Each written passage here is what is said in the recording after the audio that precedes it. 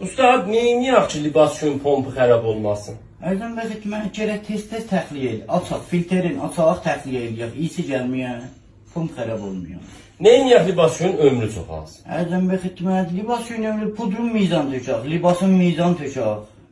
Axşam 9-dan o elə saxlamayaq. Günüz salaq. Günüz salaq tutarsın. Deyirlə sirkə ilə yusaq yaxşı olur. Xeyr, sirkə əslən işlətməz. Cermici, pudru cermici tökəcəksiniz. Aha.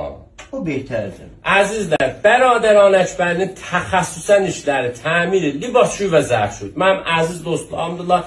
Ərxeyin olacaqsınız. Yəni götürüb aparıbla bordunuzdan yalandan bəhanə edib 6-7 milyon pul alanlardan deyillər bunlar. Vaqən düzündən işləri düzdür.